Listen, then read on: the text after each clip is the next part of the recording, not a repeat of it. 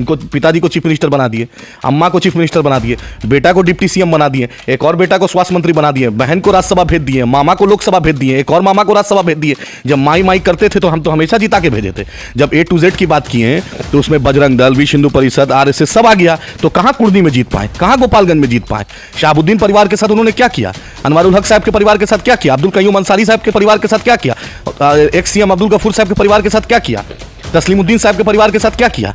मुसलमान वोट देने के लिए नहीं, मुसलमान हिस्सेदारी की बात करता है। आज का नौजवान अपनी हिस्सेदारी की बात करता है। हम दरी नहीं बिछाएंगे, अवतार पार्टी हमें नहीं चाहिए, हमें मुशायरा नहीं चाहिए, हमें इंसाफ चाहिए, हिस्सेदारी चाहिए। नेशन थ्योरी हमने रिजेक्ट किया। ये मेरे बाप का मुल्क है।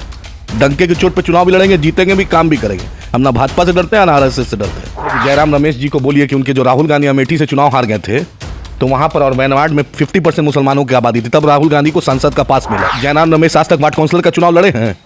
जयराम रमेश जी को बोलिए पहले वार्ड काउंसिलर का चुनाव लड़के आए, जीत के दिखाएं, तब पता चलेगा इलेक्टोरल पॉलिटिक्स क्या होता है, डेमोक्रेटिक सेटअप क्या है। बैकडोर जो एंट्री करते हैं ना, दरबारी हम नहीं है। चुनाव लड़े तब समझेंगे। आपके मुद्दे पे तेजस्वी यादव के मुंह से बोली क्यों नहीं निकलती है? अजान के मुद्दे पे तेजस्वी क्यों नहीं बोलते हैं? आप ट्रिपल तलाक पे तेजस्वी क्यों नहीं बोलते हैं? मॉब लिंचिंग पे तेजस्वी क्यों नहीं बोलते हैं? खाली हम डिप्टी सीएम बनाने के लिए हम हिस्सेदारी लेगा। आज का नौजवान बहुत हो गया। आपके अब्बा को बना दिया, अम्मा को बना दिया, पेंशन लीजिए। अब हम हिस्सेदारी की बात करेंगे।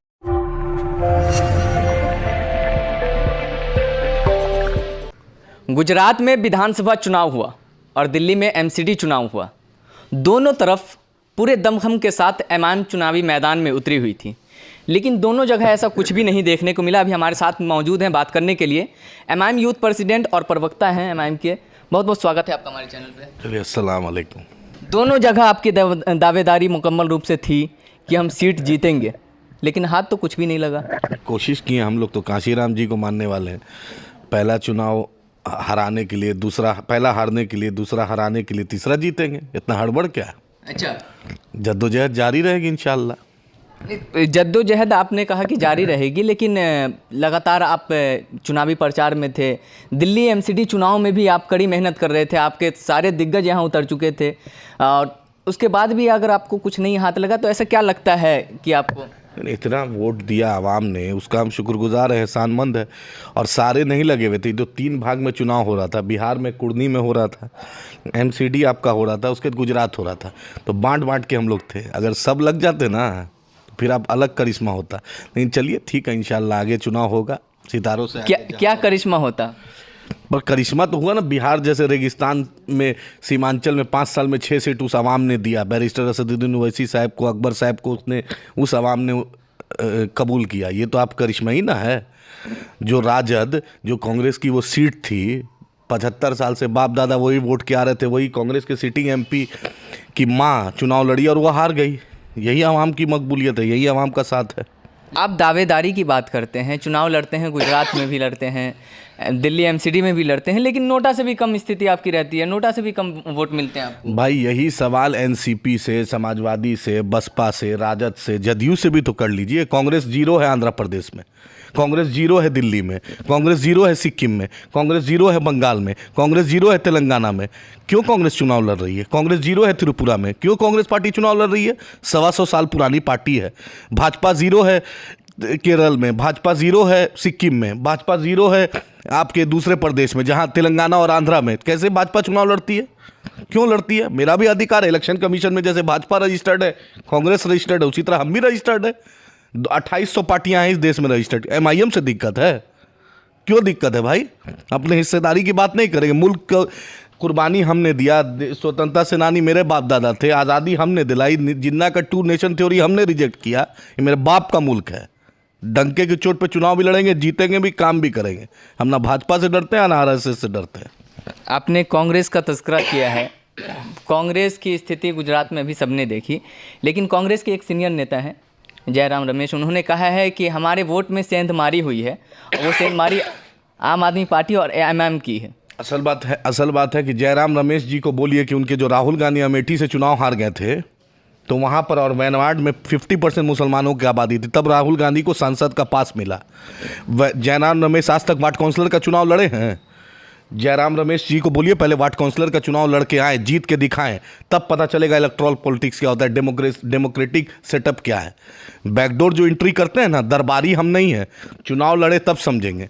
उन्हीं सबके चलते तो कांग्रेस की ये स्थिति है, 2 बार से लीडर ऑपोजिशन नहीं बन पा रहा है। दिल्ली में लोकसभा में 0, विधानसभा में 0, लगातार डबल हो रहा है, अब ट्रिपल भी हो सकता है। यही सब जयराम रमेश जैसे लोग को सोचना पड़ेगा। सुरजेवाला, पवन खेड़ा, ये सब लिस्ट है।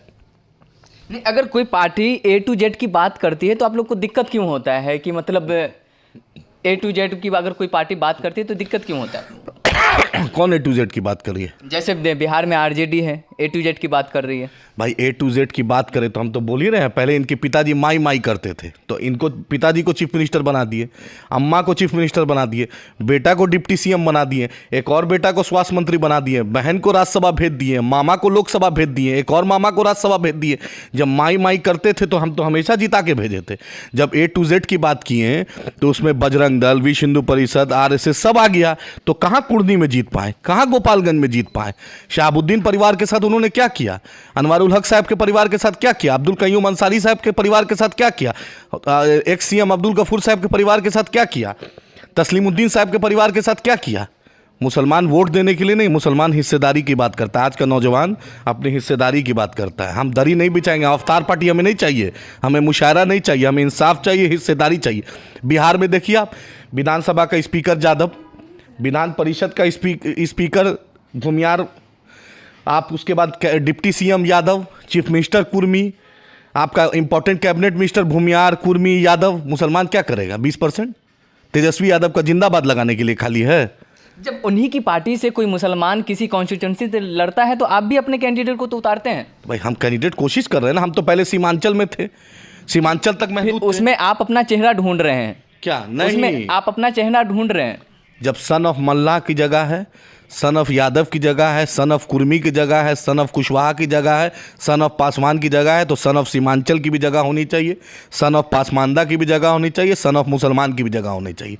सबको इंसाफ। यही लालू जी कहते थे ना, जिसकी जितनी हिस्सेदारी उसकी उतनी भागीदारी। कहाँ है मेरी 20% की हिस्सेदारी? कहाँ है? बतलाइए। शमशुल हुदा मदरसा में 4 साल से बहाली नहीं हुई है। 12,000 उर्दू TET का मामला 2014 से अटका हुआ है। वक्फ बोर्ड कॉन्स्टिट्यूशनल पोस्ट अभी तक नहीं बना। न्यास बोर्ड को आपने राज्य मंत्री का दर्जा दिया, वक्फ बोर्ड को अभी तक नहीं दिया। हज कमेटी को आपने आज तक नहीं दिया संवैधानिक दर्जा। कहाँ का इंसाफ है? आप जाके देखिए, जितने भी बिहार के उर्दू स्कूल हैं उसमें बहाली नहीं हो रही है। पटना में 5-5 मेडिकल कॉलेज बनेगा और सीमांचल में एक भी नहीं बनेगा। अलीगढ़ मुस्लिम यूनिवर्सिटी को 1 रुपया क्यों नहीं दे रहे हैं महागठबंधन की सरकार? हिजाब के मुद्दे पे तेजस्वी यादव के मुंह से बोली क्यों नहीं निकलती है? अजान के मुद्दे पे तेजस्वी क्यों नहीं बोलते हैं? आप ट्रिपल तलाक पे तेजस्वी क्यों नहीं बोलते हैं? मॉब लिंचिंग पे तेजस्वी क्यों नहीं बोलते हैं? खाली हम डिप्टी सीएम बनाने के लिए हम हिस्सेदारी लेगा आज का नौजवान। बहुत हो गया, आपके अब्बा को बना दिया, अम्मा को बना दिया, पेंशन लीजिए, अब हम हिस्सेदारी की बात करेंगे। एक आरोप आप पे ये भी लगता है कि आप धरातल पर क्यों नहीं उतरते हैं? जिन मांगों को लेकर के आप मीडिया में कहते हैं, उन मांगों को लेकर के आप धरातल पर क्यों नहीं उतरते हैं? सड़कों पे क्यों नहीं आते हैं? मेरे से ज़्यादा कौन धरातल पे उतरा है? ट्रिपल तलाक पे मेरा लीडर बैरिस्टर असदुद्दीन ओवैसी साहब ने आवाज़ उठाई। घर में बेटी की शादी थी, पार्लियामेंट में दहाड़ रहा था मेरे लीडर। आपने देखा कि हिजाब के मूल्य पे सुप्रीम कोर्ट तक हम लड़ाई में साथ रहे। आपने देखा NRC CA में, कौन जानता कि NRC CA काला कानून है? किसने पार्लियामेंट में कलेजा रखा? तेजस्वी यादव ने, नीतीश कुमार ने CA बिल में साथ दिया था।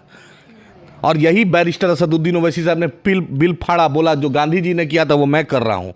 हम क्योंकि संविधान को मानते हैं, हम बाबा साहेब अम्बेडकर को मानते हैं, हम गांधी जी को, संविधान को मानते हैं, अम्बेडकर के संविधान को मानते हैं, इसलिए हमने बिल फाड़ा और डंके की चोट पे हिंदुस्तान में राजनीति करेंगे।